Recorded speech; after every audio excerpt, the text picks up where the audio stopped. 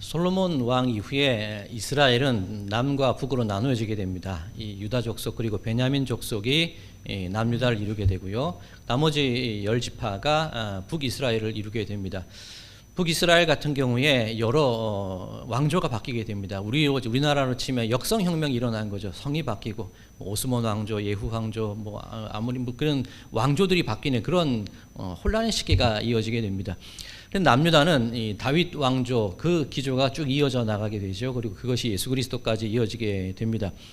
그런데 이 북왕국 이스라엘 같은 경우는 주전 722년에 아수르에게 멸망을 당하게 됩니다. 큰 혼란을 거쳐서 그 당시 그 근동 지역을 다스리던 아수르에 의해서 멸망을 당하게 되고요.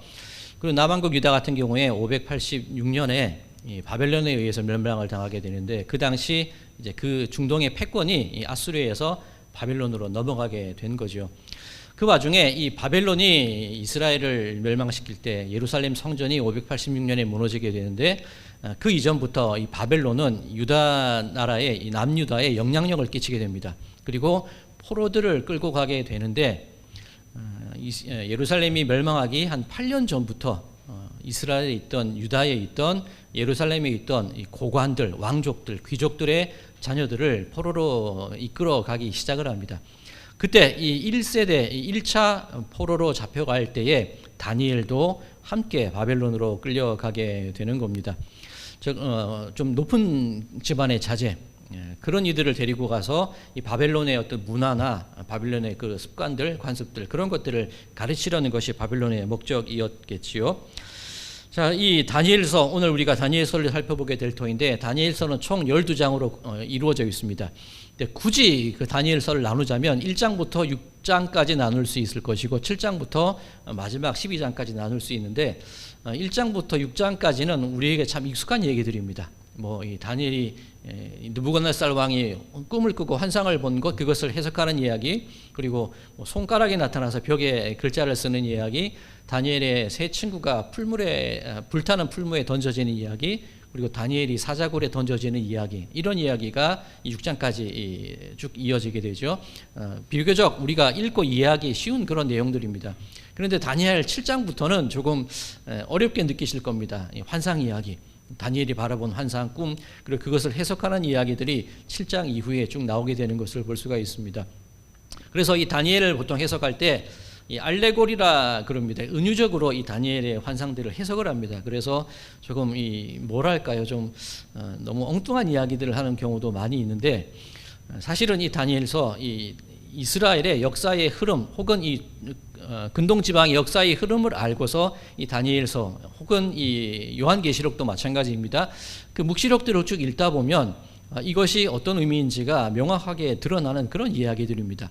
이 다니엘 묵시라고도 하는데 묵시라는 말, 이 덮였던 것이 열리는 이 아포칼립스라 그러죠. 요한계시록, 이 덮어놓은 것을 하나님께서 열어 보이시는 것, 감추어진 것을 드러나는 것이 계시와 묵시입니다.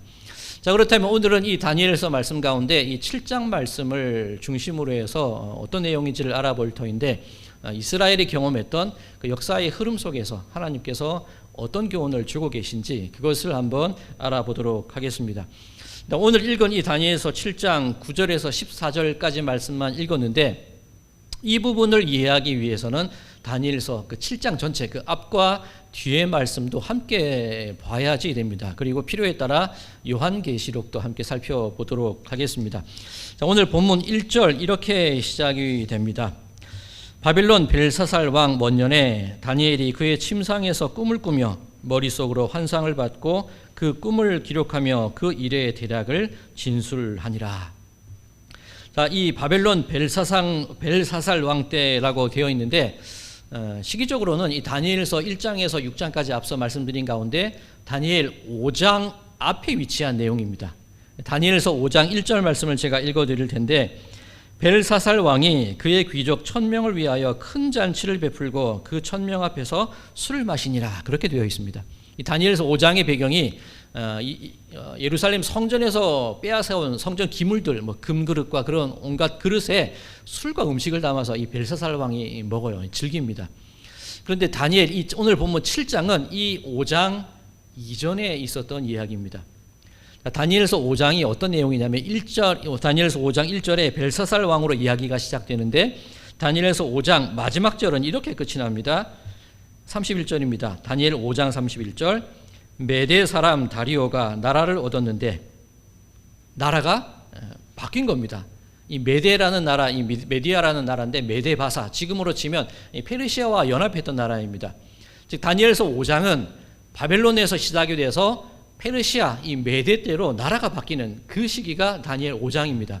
그리고 오늘 읽은 본문 다니엘 7장은 그 나라가 바뀌기 직전, 이 바벨론이 혼란스럽고 바벨론 제국이 망해가는 그 즈음에 이 다니엘이 바라본 환상의 이야기라는 겁니다.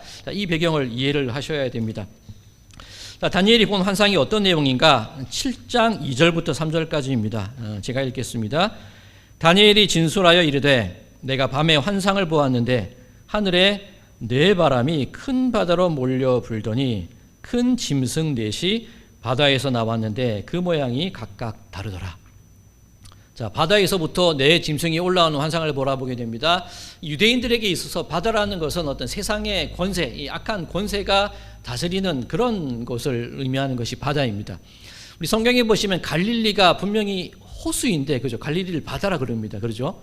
그냥 유대인들의 그 언어 습관이기도 하고, 예수님께서 갈릴리 바다 위로 걸어오시는 그런 장면이 있죠. 그것이 바로 세상의 어떤 권세, 악한 권세를 밟아 이기시는 예수님의 모습을 드러내는 그런 이미지이기도 합니다. 그런데 예수님께서 바다 위를 걸어오실 때 제자들이 예수님을 보고 무엇이라고 말합니까? 귀신이다 그래요. 귀신. 그 당시 유대인들의 생각 속에 이 바다에서 올라오는 어떤 짐승들, 존재들, 귀신으로 봐요. 어떤 악한 영들로 봅니다. 즉 이 다니엘이 바라본 환상도 바다에서 네 짐승이 올라오는 것을 바라보는데 당연하게 어떤 세상의 어떤 권세, 그리고 유대인들, 이스라엘을 향한 어떤 적대적인 세력, 그렇게 이해를 하실 수 있을 겁니다. 자, 주보에 제가 자료를 실어드렸는데 이 네 짐승에 어떤 짐승들이 있는가? 이 첫 번째 짐승 4절에 있죠. 사자와 같은데 독수리 날개가 있다. 첫 번째 짐승입니다. 두 번째 짐승 5절, 곰과 같은 모습을 가지고 있는데 그것이 몸 한쪽을 들었다. 그렇게 되어 있습니다. 자, 세 번째 짐승 6절에 있습니다. 이 표범과도 같은데 등에 날개 넷이 있고 머리 넷이 있었다. 그렇게 얘기하고요. 또 네 번째 짐승, 이 7절과 8절 말씀 가운데 기록이 되어 있는데 이 네 번째 짐승은 무섭고 놀랍다. 그렇게 얘기를 합니다. 어떤 구체적인 어떤 뭐 짐승의 형상이라기보다는 무섭다, 심히 무섭다. 그렇게 다니엘이 표현하고 있는 것을 볼 수가 있습니다. 그리고 다니엘이 이 환상이 무엇인지 몰라서 번민하고 고민하고 있는데 그 환상에 대한 내용을 이 천사에게 물어보게 됩니다. 그 내용이 다니엘서 7장 15절 이하의 말씀이지요. 자, 다니엘 7장 15절 이하의 말씀 가운데 17절에 이 천사가 이런 얘기를 합니다.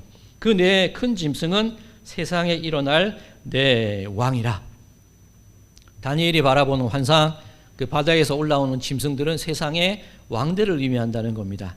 자, 그럼 하나씩 다시 살펴볼까요? 첫 번째 짐승이 무엇이었습니까? 사자 같은데 독수리 날개가 있다. 지금 다니엘이 살고 있는 이 시대, 이 다니엘 5장 이전의 배경이 되는 나라가 어느 나라라고 말씀을 드렸습니까? 바벨론입니다. 이 첫 번째 짐승은 이 바벨론을 상징하는 겁니다. 자, 두 번째 짐승 특징이 무엇이 있죠? 곰 같은데 몸 한쪽을 들었다라고 되어 있어요. 이 두 번째 짐승은 이 메데 바사, 이 메디아와 바벨론, 이 페르시아의 연합군이었는데 이 메데, 지금으로 치면 이란 북서부 뭐 아제르바이잔 뭐 그런 지역입니다. 이 메데라는 나라가 이 주도권을 바사 페르시아에게 빼앗기게 돼요. 두 번째 짐승이 곰인데 한쪽 몸을 들었다. 이 두 연합군 가운데서 이 페르시아에 의해서 그 모든 이 근동지방의 주도권이 장악됐다는 걸 의미하는 겁니다. 자, 세 번째 짐승, 이 표범 같은 것이 있는데 날개도 넷이고 머리도 넷입니다. 자, 역사의 흐름, 이 세계사 시간 한번 떠올려 볼까요? 아수르가 있었고 바벨론이 그 고대 근동지방을 다스렸고 그 다음에 페르시아입니다. 페르시아 다음이 어떤 나라입니까? 역사 시간이 좀 어렵죠. 헬라, 그리스, 알렉산더 대왕이죠. 그런데 알렉산더 대왕이 갑자기 죽은 이후에 알렉산더가 부렸던 네 장군이 그 그리스 히랍을 나누어서 다스리기 시작을 하죠. 그래서 이 네 날개와 이 네 머리라는 것이 이 알렉산더 그리스를 의미하는 겁니다. 자, 이렇게 이 다니엘이 본 환상, 이 바벨론이 혼란스럽고 이미 유다는 망했고 바벨론은 혼란스럽고 국제 정세가 좀 어지럽게 돌아가는 가운데 이 다니엘이 환상을 보는 거예요. 하나님이 환상을 보여주시는 겁니다. 바벨론에 의해서 유대가 멸망당했고 그 다음 페르시아에 의해서 패권이 바뀌고 그리스에 의해서 다시 패권이 바뀌는 혼란스러운 세계의 정세를 하나님이 보여주시는 겁니다. 그런데 이 다니엘이 보기에 네 번째 짐승이 심상치 않았다는 거예요. 7장 19절에 또 이렇게 다니엘이 한 번 더 반복을 합니다. 이에 내가 넷째 짐승에 관하여 확실히 알고자 하였으니 곧 그것은 모든 짐승과 달라서 심히 무섭더라. 그렇게 얘기하고 있습니다. 뭔가 이전의 나라들과는 다른 나라가 떠오른다는 거죠. 자, 다시 이 역사 시간 세계사, 그리스 다음에 어떤 나라가 그 패권을 차지합니까? 쉽게 생각하시면 됩니다. 예수님 시대가 어느 시대였습니까? 로마입니다. 이 로마가 이 근동지약 그리고 많은 것들을 다스리고 나가는 그죠? 그 시대가 바로 이 네 번째 짐승이 의미하는 겁니다. 다른 나라와 달리 심히 무서운 나라, 이 로마를 상징하는 그런 이야기라고 할 수가 있습니다. 자, 이 네 번째 짐승에 대해서 이 천사가 설명해 주는 장면이 7장 23절 이하의 말씀인데 제가 읽겠습니다. 모신 자가, 즉 이 하나님을 모신 그 천사를 의미합니다. 모신 자가 이처럼 이르되 넷째 짐승은 곧 땅의 넷째 나라인데 이는 다른 나라들과는 달라서 온 천하를 삼키고 밟아 부서뜨릴 것이며 그 열불은 그 나라에서 일어날 열왕이요 그 후에 또 하나가 일어나리니 그는 먼저 있던 자들과 다르고 또 새 왕을 복종시킬 것이며 그가 장차 지극히 높으신 이를 말로 대적하며 또 지극히 높으신 이의 성도를 괴롭게 할 것이며 그가 또 때와 법을 고치고자 할 것이며 성도들은 그의 손에 붙임바 되어 한 때와 두 때와 반 때를 지내리라. 자, 로마의 흐름과 같지 않습니까? 로마의 이 열왕과 내왕을 의미하는 그런 얘기들인데 로마 시대에 뭐 많은 박해들이 일어납니다. 그죠? 로마 네로에 의해서 박해가 일어나기도 하고 데오클레시안 황제에 의해서 박해가 일어나기도 하고 그런 박해의 상황을 드러내는 그런 얘기입니다. 그리고 지극히 높으신 이를 말로 대적한다. 그죠? 하나님에 대한 어떤 대적, 예수 그리스도를 십자가에 못 박는 행위, 그리고 지극히 높으신 이의 성도를 괴롭게 한다는 것. 로마 시대에 있었던 그리스도인들을 향한 큰 박해들을 의미하는 그런 얘기지요. 자, 다니엘의 환상 속에서 이렇게 하나님께서 그 세계사의 흐름들을 쭉 보여주시는 겁니다. 그런데 오늘 25절에서 다니엘 7장 25절에서 한 가지 좀 걸리는 부분이 있습니다. 성도들을 괴롭게 하는데 성도들은 그의 손에 붙임바 돼요. 이 로마 시대를 살아갔던 그리스도인들이 로마의 손에 붙임바 되었는데 한 때와 두 때와 반 때를 지내리라. 자, 이 부분이 조금 해석하기가 어렵습니다. 그런데 이것은 이 요한계시록 13장 말씀과 함께 비교해서 보면 이해하기가 쉽습니다. 요한계시록 13장 제가 주보에 함께 준비해 드렸습니다. 자, 요한계시록 13장 1절 어떻게 시작이 됩니까? 내가 보니 바다에서 한 짐승이 나오는데 어디에서 나옵니까? 바다에서 나오는 겁니다. 그래서 똑같죠. 이 다니엘과 기본적인 구조는 같습니다. 그런데 이 요한계시록 13장에 보면 한 짐승이 나온다고 되어 있어요. 자, 이것을 어떻게 해석할 수 있을까? 이 다니엘 같은 경우는 지금 바벨론 시대를 살아갑니다. 그러면 다니엘이 바라보는 그 세계사의 변동 가운데 제국이 흥망성쇠를 반복하는 나라, 그죠? 이 다니엘의 입장에서는 지금 바벨론 시대를 살고 있기 때문에 그 이후에 나타날 그 세대들을 구분해서 바라본다고 할 수 있을 겁니다. 그런데 이 요한계시록, 사도 요한은 지금 어떤 시대입니까? 그 모든 것을 다 경험한 이후에 로마 제국이 그 세계를 다스리고 있던 그때입니다. 그러니 사도 요한의 입장에서는 굳이 그 네 나라를 나누어서 인식하기보다는 이 요한의 인식 속에서는 지나간 역사의 흐름들을 함께 바라보는 것이라고 굳이 이해하려면 할 수 있을 겁니다. 자, 다니엘 7장과 요한계시록 13장을 한번 쭉 비교해 볼게요. 다니엘 7장 7절에 넷째 짐승에게 열뿔이 있다고 했는데 요한계시록 13장에는 그냥 열뿔이라고만 말합니다. 그러니까 이를테면 다니엘은 네 짐승을 따로따로 구분해서 보는 것이고 이 사도 요한은 그 네 짐승을 어떤 하나의 존재로 같이 바라본다고 생각을 하시면 됩니다. 그럼 열뿔이라는 것은 그죠? 같죠? 그리고 요한계시록에 보면 7머리가 있고 표범과 곰과 사자 그리고 용으로부터 능력을 받은 어떤 권세를 받은 자, 그렇게 내 존재가 드러납니다. 다니엘과 같은 이미지입니다. 그런데 이 요한계시록에서는 7머리라고 되어 있는데 다니엘서에서는 사자 머리 하나, 곰 머리 하나, 표범 머리 넷, 그리고 네 번째 짐승의 머리 하나, 그죠? 7머리가 다니엘서에 되어 있죠. 그럼 요한계시록에서 말하는 이 7머리라는 것도 사도 요한의 입장에서는 그냥 같이 바라본다고 생각을 하시면 되는 겁니다. 자, 이 다니엘서에서 그 네 짐승, 세상에 일어날 네 왕이고 지극히 높으신 이를 대적하고 성도를 괴롭게 할 자, 다니엘은 그렇게 설명을 합니다. 요한계시록에서는 어떻게 설명하고 있습니까? 신성을 모독하고 하나님을 향한 비방을 하고 성도들과 싸워서 이기고 각 족속과 백성과 방언과 나라를 다스리는 권세를 받았다. 이 사도 요한의 입장에서는 모든 것이 합쳐져 있는 그런 이미지라고 다시 한번 말씀을 드립니다. 자, 그렇다면 다니엘 7장과 요한계시록 13장이 바라보는 그 환상들, 그죠? 같은 이미지라고 볼 수 있습니다. 그렇죠? 자, 이제 아까 우리가 살펴봤던 한때, 두때, 반때에 대해서 해석을 해야 되는데 요한계시록 13장 5절 가운데 어떤 구절이 있습니까? 요한계시록 13장 5절 제가 읽겠습니다. 또 짐승이 과장되고 신성모독을 말하는 입을 받고 또 42달 동안 일할 권세를 받으니라. 사도 요한의 환상 속에는 그 짐승이 42달 동안 성도들을 손에 붙이는, 성도들을 괴롭히는 그 권세를 받았다고 이야기하는 겁니다. 자, 그렇다면 이 다니엘 7장 오늘 본문에 나와 있는 한때, 두때, 반때가 어떤 것이냐? 이 아람어로 기록되어 있는데 아람어 같은 경우에 이 때라는 것은 1년을 의미하는 말입니다. 자, 한때 1년은 몇 달입니까? 1년은 12달입니다. 그럼 두때는 몇 해죠? 2년, 24개월, 반때는 반년이죠. 반년은 몇 달입니까? 이제 산수 시간입니다. 역사 시간을 넘어서 12 더하기 24 더하기 6, 40이 나오죠. 그러면 42개월 동안 성도들이 그 손에 붙여진다. 다니엘서에서 말하는 한때, 두때, 반때는 42개월, 요한계시록에서 말하는 것과 의미가 통하게 되는 겁니다. 자, 이것이 또 어떤 것이냐면 유대와 로마 사이에 전쟁이 일어나게 됩니다. 주후 66년부터 73년까지 유대인들, 특별히 이 젤롯 땅이라고 그러죠. 열심당들에 의해서 로마 제국을 향한 그 많은 그런 전쟁의 이야기들이 계속해서 이어지게 됩니다. 그리고 이 주후 70년에 이 티투스 장군에 의해서 예루살렘 성전이 무너지게 되죠. 그리고 주후 73년까지 이 마세다 요새라 그러나요? 유대의 남쪽 지역에서 이 열심당원들이 높은 고산 지역의 요새 속에 들어가서 끝까지 로마인들과 항쟁을 벌이게 됩니다.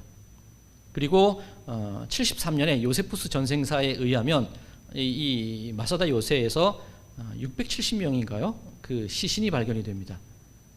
로마에 의해서 그 요새가 함락되려고 하자 그 안에 있던 유대인들이 로마에 의해서 잡혀가고 굴종을 당하느니 차라리 여기서 우리가 목숨을 끊자, 그렇게 결심을 하고 10명을 뽑아서 나머지 사람들을 다 죽이게 해요. 그리고 그 남은 10명 중에서 1명을 뽑아서 나머지 9명을 죽이게 합니다. 그리고 그 1명이 자살을 함으로써 그 요새 안에 있던 사람들이 로마에 잡혀가는 그런 굴복함을 당하지 않고 이대로 죽자, 그래서 시신들이 발견되게 되는 겁니다. 그리고 생존자가 요세푸스 전쟁사에 의하면 7명의 생존자, 어린이와 노인, 노파, 그렇게 7명이 살아남았다고 이 증거가 되어 있습니다. 이렇게 66년부터 73년까지 이루어지는 과정 속에서 예루살렘이 공격을 받았던 때가 계산해 보면 42개월이 나오게 되는 겁니다. 자, 그렇다면 오늘 이 요한계시록 13장도 그렇고 그리고 다니엘 7장도 그렇고 앞으로 하나님을 따르는 백성들, 그리스도인들이 살아가는 동안에 저들이 경험하게 될 삶의 고난들과 아픔들, 그리고 끔찍한 박해와 인생의 어려움들을 환상으로 보여주신 그런 이야기라고 할 수가 있을 겁니다. 자, 그렇다면 우리가 이 다니엘서의 환상을 통해서 어떤 교훈을 얻어야 됩니까? 너무나 세상은 두렵고 세상의 왕국들, 제국들, 권세 잡은 자들이 너무나 강력하니까 우리는 어쩔 수 없다. 그것을 말하고자 하는 이야기일까요? 자, 지금 말씀드린 그 배경 속에서 오늘 본문으로 택한 9절에서 14절까지의 말씀을 읽을 때에 이 다니엘서가 혹은 요한계시록이 우리에게 주는 교훈을 발견할 수가 있습니다. 자, 오늘 이제 드디어 오늘 본문 말씀으로 들어가겠습니다. 오늘 본문 9절 말씀이지요. 9절 말씀입니다. 내가 보니 왕좌가 놓이고 옛적부터 항상 계신 이가 좌정하셨는데, 그런 세계의 왕국과 제국들의 흥망성쇠가 반복이 되는데 그 가운데 변하지 않고 유지되는 한 나라가 있더라는 겁니다. 내가 보니 왕좌가 놓이고 옛적부터 항상 계신 이가 좌정하였는데, 누구를 의미하는 걸까요? 바로 하나님께서 계시다는 그런 얘기입니다. 모두가 나라는 흥망성쇠를 반복하고 제국들은 이스라엘과 유다와 그리스도인들을 억압하고 있지만, 그 이면에 옛적부터 항상 계신 이의 왕좌는 끊임없이 우리들의 삶 속에 유지되고 이어져 가고 있더라는 그 환상을 바라보는 겁니다. 그리고 비록 세상에 있는 제국들이 강한 것 같지만 그 강한 제국들이 어떻게 된다고 되어 있습니까? 11절, 짐승이 죽임을 당하고 시체가 상한 바 되고 타오르는 불에 던져지게 된다. 세상 역사의 흐름 끝에 다가올 그 심판의 때에 아무리 자신들이 강력하다고 생각하고 아무리 자신이 권세 있다고 생각했던 그 세상의 바다로부터 올라온 짐승들이랄지라도 결국은 그들 역시 하나님의 그 심판 가운데 놓여지는 그런 연약한 국가들, 연약한 피조된 존재들, 결국은 하나님의 심판에 의해서 심판당할 그 나라들이라는 것이 이 다니엘의 그 환상 속에 들어있는 겁니다. 12절입니다. 그 남은 짐승들은 그의 권세를 빼앗겼으나 그 생명은 보존되어 정한 시기가 이르기를 기다리게 되었더라. 이 짐승, 나라의 권세들, 세상 왕조들, 어떤 악한 세상의 영들, 그들이 생명이 보존된다 그래요. 그런데 그 생명이 보존되는 것이 어떤 의미일까? 고린도전서 15장 25절 말씀 제가 읽겠습니다. 그가 모든 원수를 그 발 아래에 둘 때까지 반드시 왕 노릇하시리니. 결국에는 모든 원수가 그 발 아래에 놓이게 될 때까지, 그 최후 승리와 의의 심판이 이루어질 그 날까지만 저들이 그 생명이 보존된다는 얘기예요. 세상의 권력과 우리를 대적하는 수많은 권력이 아무리 강해 보이고 아무리 영원히 이어질 것 같아 보인다 할지라도 그들의 결말은 정해져 있다는 그런 얘기입니다. 반드시 심판이 다가오게 된다는 그런 말씀이겠지요. 자, 13절과 14절입니다. 내가 또 밤 환상 중에 보니 인자 같은 이가 하늘 구름을 타고 와서 옛적부터 항상 계신 이에게 나아가 그 앞으로 인도되매. 옛적부터 항상 계신 이 하나님이시죠. 인자 같은 이가 하늘 구름을 타고 와서, 그분은 누구를 의미합니까? 예수 그리스도를 의미하는 그런 말씀이지요. 하나님 앞으로 인도되었을 때 14절, 그에게 권세와 영광과 나라를 주고 모든 백성과 나라들과 다른 언어를 말하는 모든 자들이 그를 섬기게 하였으니. 왕 대신 예수 그리스도의 통치가 시작이 될 때의 그 모습을 의미하는 겁니다. 자, 이 권세와 영광과 나라, 어디서 많이 들어본 말씀 아닙니까? 주기도문에서 나라와 권세와 영광이 아버지께 영원히 있사옵나이다. 바로 그 얘기지요. 즉 하나님의 나라의 통치, 예수 그리스도의 권세, 그 영광이라는 것 몇 차례 말씀을 드렸습니다. 그죠? 내가 막 높임 받고 그것이 아니라 하나님이 원하시는 일을 하는 것. 즉 예수 그리스도의 죽음과 고난의 길을 걸어가는 것이 예수님께는 영광이라고 말씀을 드렸었습니다. 이 모든 일들이 다니엘 환상 속에 이미 드러나 있는 것을 볼 수가 있습니다. 자, 이 얘기가 여기만 나오느냐? 아닙니다. 좀 더 앞에 다니엘서 2장을 보면 이 바벨론의 느부갓네살 왕이 꿈을 꾸게 됩니다. 이 꿈을 꿨는데 이 느부갓네살 왕이 좀 찜찜해요. 그런데 꿈이 생각이 나지 않는 겁니다. 이것을 어떻게 할까? 그래서 이 바벨론 느부갓네살 왕이 이 점성술사들, 박수무당들, 그리고 이 별을 보는 그런 이들을 불러서 자기의 꿈을 해석하라 그럽니다. 꿈을 말해주지도 않고 내가 꿈이 기억도 안 나는데 이것을 해석하라고 그래요. 그때 누가 그 꿈을 해석하게 됩니까? 다니엘이 그 꿈을 해석하게 되는데 다니엘 2장 이 39절과 40절 제가 읽어드리겠습니다. 하나님께서 그 꿈을 해석하게 하신 이야기입니다. 다니엘 2장 39절에서 40절. 왕을 뒤이어 왕보다 못한 다른 나라가 일어날 것이요. 자, 바벨론 다음에 페르시아, 셋째로 놋 같은 나라가 일어나서 온 세계를 다스릴 것이며 헬라, 그리스.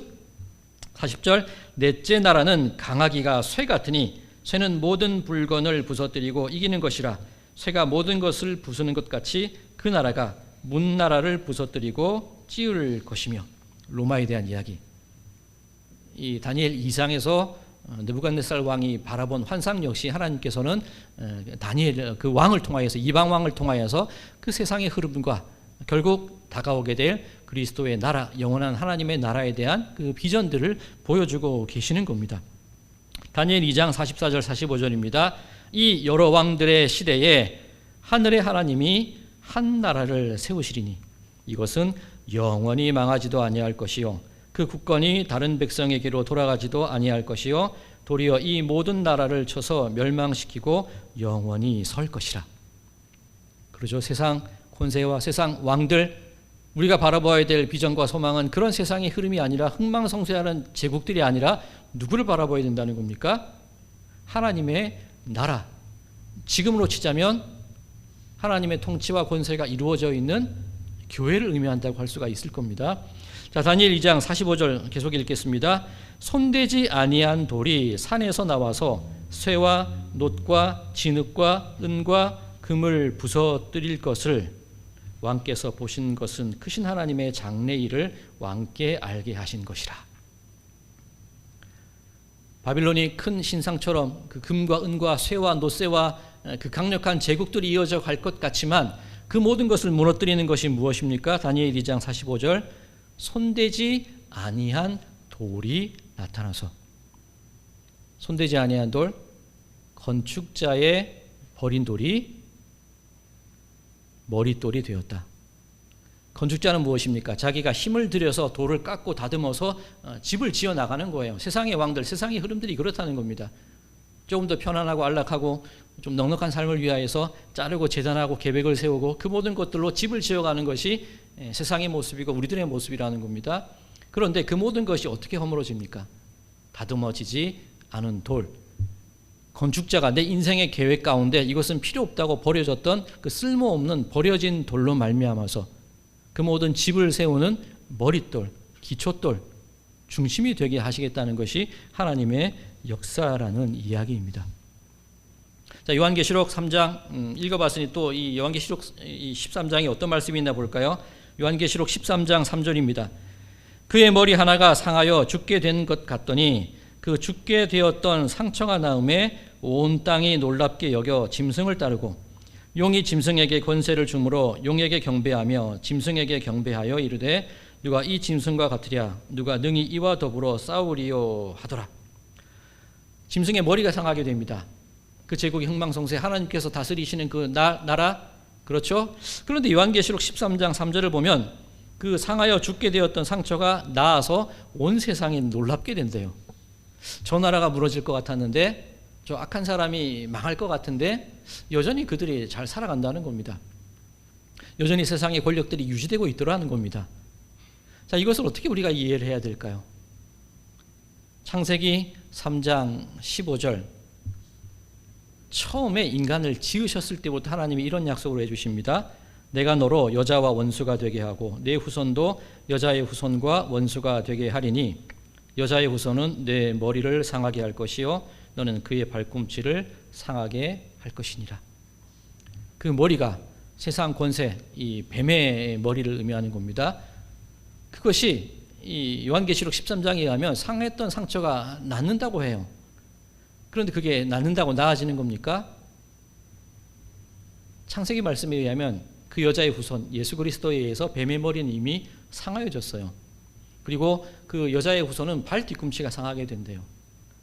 우리 그리스도인들이 세상을 살아가게 될 때에 상하고 상처받고 아프고 좌절하고 실망하는 그런 일들이 일어납니다.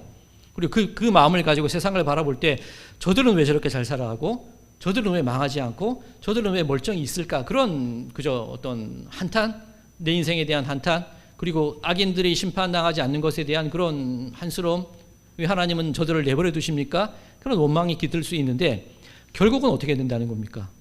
그들의 머리는 밟혀서 죽을 수밖에 없는 존재가, 아니 곧 죽게 되는, 심판당하는 그 이들이 세상에서 나온 짐승들이라는 그런 이야기라는 겁니다. 자, 우리나라 우리 권사님들, 연세 있으신 분들, 우리나라의 많은 수많은 역사의 굴곡들을 다 경험해 오셨습니다. 조선 망하고 일제시대 때 나라를 빼앗긴 아픔도 있었고요. 그리고 나라가 광복이 되나 싶었더니 세계 각국 열강들에 의해서 우리나라가 나누어져서 통치를 당하게 됩니다. 남과 북이 나누어지게 되고 지금도 세계 열강들이 우리를 못 살게 굴어요. 뭐 미국만 하더라도 그 바이든 정부에서 이 트럼프 정부로 또 바뀐다 그래요, 그죠?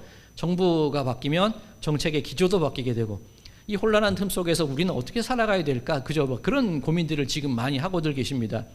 근데 우리가 바라봐야 될 게 무엇이라는 겁니까?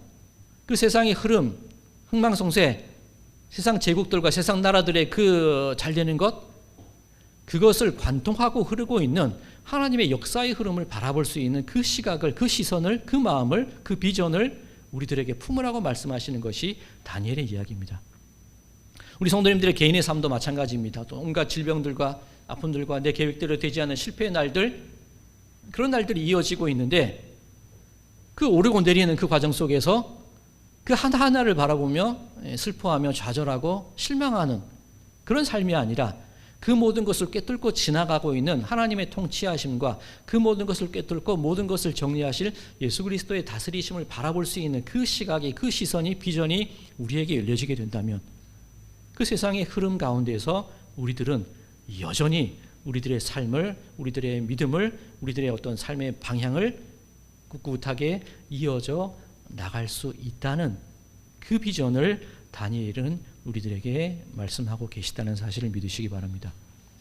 오늘 설교의 제목, 그럼에도 소망은 교회에. 그렇죠. 여러분들이 바라보기에 참 세상 어지럽습니다. 그런데 악인들이 잘 되는 것 같고 저들이 권세를 잡은 것 같고 나는 조금 부족한 것 같고 나에게는 되는 일이 없는 것 같지만 그럼에도 불구하고 우리들의 소망은 예수 그리스도의 이름으로 모인 이 교회, 우리 성도의 모임, 성도들의 삶, 하나님의 임재를 소망하면서 함께 모인 여러분들의 가정, 성전 삼은 가정, 그 가운데 소망이 있다는 사실을 믿으시기 바랍니다. 그렇다면 우리의 하루는 하루 속에 일어나는 수많은 작은 일들, 그 작은 풍파에 흔들릴 것이 아니라 묵묵하고 꿋꿋하고 한결같은 신앙의 길을 걸어갈 수 있게 되는 줄로 믿습니다. 하나님께서 우리에게도 다니엘에게 보여주셨던 똑같은 소망과 비전을 내려주고 계시다는 것을 믿으심으로 세상이 아무리 악하다 할지라도 기껏 우리의 발 뒤꿈치를 상하게 할 수밖에 없다는 것 믿으시고 결국은 그 악한 자의 머리를 짓밟음으로 우리는 승리하게 될 것이라는 것을 믿으심으로 하루하루 담대함 가운데, 하루하루 소망 가운데 그렇게 인생들을 살아나가시는 모든 성도님들의 삶이 되시기를 주님의 이름으로 간절히 축원드립니다.